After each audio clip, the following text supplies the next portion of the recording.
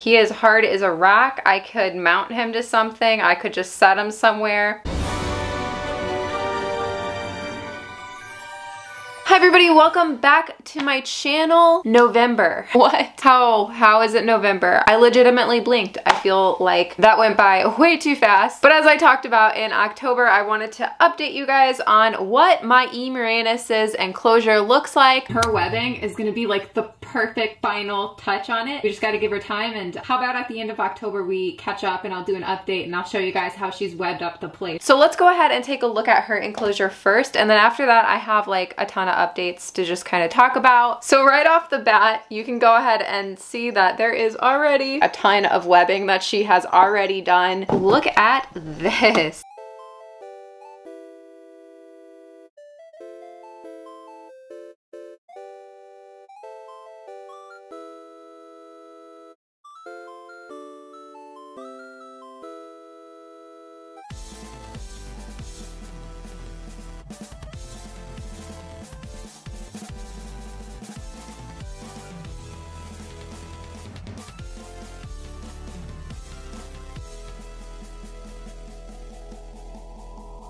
It's really hard to kind of see in there because she's kind of clouded this all up with her webbing already. Between the way that we decorated it and then how she has kind of rearranged everything and like done all this amazing spooky webbing. This is really just like one of my favorite species, one of my favorite enclosures, and one of my favorite ways that one of my tarantulas has decorated the enclosure. So I'm happy with it, and I think she is too. I think this is her ideal way to be housed. She likes that webbing, but she also really likes that option to burrow. But yeah, so she's doing great. Her enclosure is looking awesome, and there is that update I promised you. So now I wanted to talk about some losses that unfortunately we experienced in the month of October. It was a little bit of a rough month for me animal-wise, just because, you know, with losing Chai to old age and stuff like that. So that all happened. But then more recently, I also had a couple tarantula losses, and they were more significant than other tarantulas I've shown on the channel. They've been on my channel probably almost as long as I've been making YouTube videos, so I kind of figured you guys would want to know. I don't really update you guys on every single spider or tarantula loss for obvious reasons, but the important ones I do try to keep you guys updated because I know some of you guys like that. And yeah,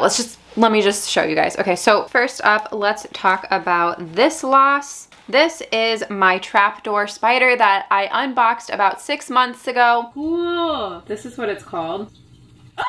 So when I first got her, she ate some superworms, no problem. She had crickets later on, but she never made a trapdoor, and it was really weird because I like even made a starter burrow and everything, and I even thought about rehousing her. The reason why I ended up not rehousing her was because she stopped eating, and so I wanted to monitor her a little bit closer, and I figured if I rehoused and then she did burrow, then I wouldn't be able to monitor her as closely. So I decided to kind of hold off on the rehousing to see if she would start eating. Unfortunately, she never did start eating again, and then eventually she did just pass away. So, and the reason why I've been keeping her in the refrigerator is because I will make a wet specimen out of her. Next loss hits a little harder, not gonna lie. So this is my H. Chileensis female, my old one, like my old one, like the one that I made this video about, speculating that she could be older than even I am. If you take a look at her abdomen, you will see that she has this molt stuck on. Now she was eating a little bit and she was going to the bathroom, but unfortunately she still passed away. And I kind of felt like it was going to happen soon because you guys know Bird Spider CH, he actually did a collab with me on a video about her. But I had told him when she molted that she had a piece of molt that just kind of stuck on her abdomen, and I was like a little concerned about it. And what he told me is that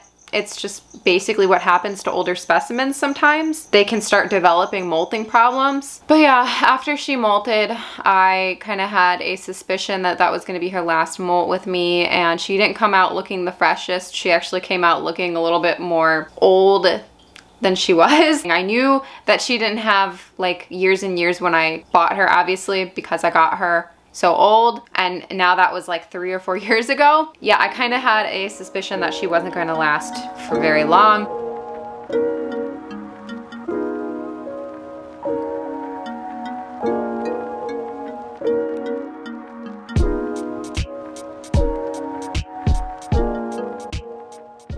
kind of hard to gauge like losses is like what's worse and what's better, but like, I mean, they all stink, but some of them are a little bit harder than others. And this is that situation also because this is Clypso, my avicularia.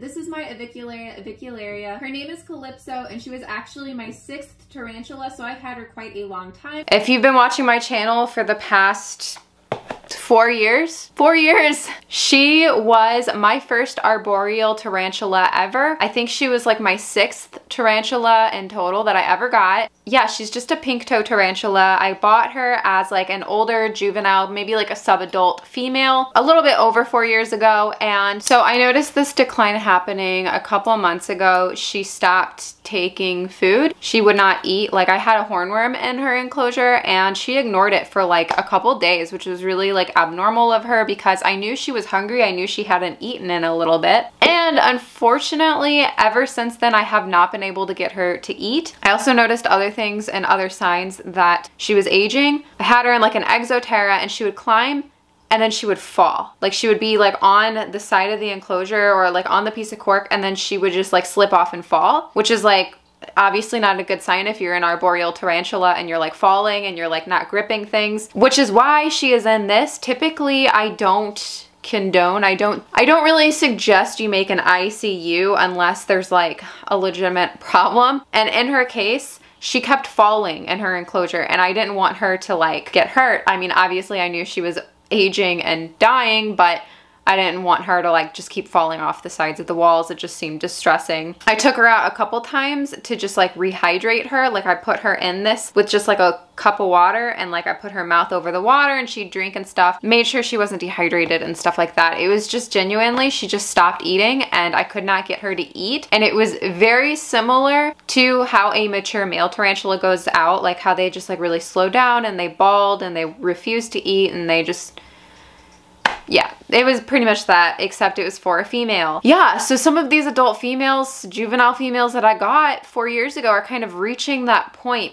of it's their time to go, and that's essentially what happened. I was talking to Dion and I was just like saying I couldn't figure out why she was falling and why she would like fall. Like, I'd pick her up and I'd like flip her over and then she would like slowly crawl back over like and fix herself, and it was just like really weird to me. And I talked to Dion about it and he's like, well, how old is she? He's like, how long have you had her? I'm like, like 4 years. And he's like, was she like mature when you got her? And I was like, no, you know, she was like a sub-adult, juvenile maybe, but no, she wasn't mature. And he was like, well, you know, they don't live long, right? And then I don't know why I've never taken it to Google to ask like the lifespan of an avicularia, but news to me and maybe you, they only live about 7 years. Like, the females live only about 7 years. And I have had her for 4 of those, in which case she was already pretty close to being mature. Yeah, so that's when I realized, oh no, yeah, she's dying. So I just checked on her today and she has unfortunately passed on. As you see, there's nothing visibly wrong with her. It's just she's old. You know, her mouth is wet because I had her in there with lots of moisture trying to get her to stay hydrated, but there wasn't really anything that I could do. So it's like the sucky part of the hobby. You know, you have these tarantulas, these female tarantulas, they molt female and you're so happy and you're gonna have them for so long, and then you realize that they don't live forever. So those are all the losses that I have experienced. Tarantula, I guess trapdoor. Spider-wise, recently, I'll be making wet specimens of all of them, so that's why they're in these bags. I tend to keep pretty much every like adult loss that I have, and I make specimens and keep them because I like taxidermy. It's nice to kind of remember pets and specimens and stuff like that and just have them forever. Like, I can still appreciate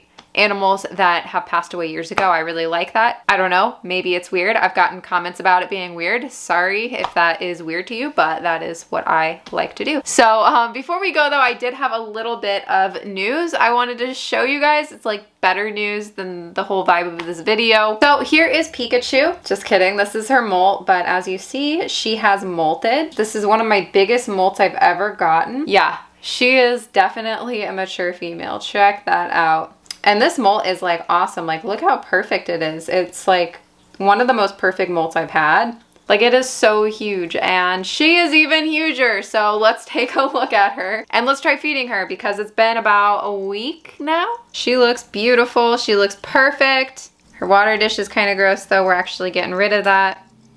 Sorry, girl. And I'm probably gonna update her enclosure soon too. It's just not my favorite, you know? But oh my gosh, this cricket is so annoying. Let's hope that she'll eat because it's driving me crazy. I don't even know which one it is. All right, here's some crickets. Oh, I was getting worried. There she goes. Yes. I'm giving her a lot of crickets because one, she just molted, and two, these crickets aren't the hugest. So since she's so large, she could really take down quite a few of these. But yeah, so like the obvious bad news about this is that we bred her twice, and instead of laying us an egg sac, she has molted, which means if she was gravid, she is no longer, which means in order to get an egg sac, you need to mate her again. And that might not seem very complicated to you, but it is a little complicated when this is the male. I'm gonna be honest, I forgot about this. Yeah, that's why he's never been mounted. I completely forgot about this. He is hard as a rock. I could mount him to something. I could just set him somewhere. Like genuinely, he is about as heavy as her molt. So yeah, there's the male. And there is Pikachu's molt, so he's like completely dried out. But yeah, so weird video today, I know. Probably a little bit depressing. I'm so sorry that this is probably not like one of my normal like fun videos or whatever. So that is it. I hope you guys still somewhat enjoyed today's video. Like it if you did, subscribe if you're not, and you want to be. Don't forget I have an Instagram to use probably way too much. It's @Tarantula Kat. You can go follow me there. I also have a Patreon podcast and a Teespring. It is all linked down below, and I will see you guys soon. Let's get into the Patreon pet pick.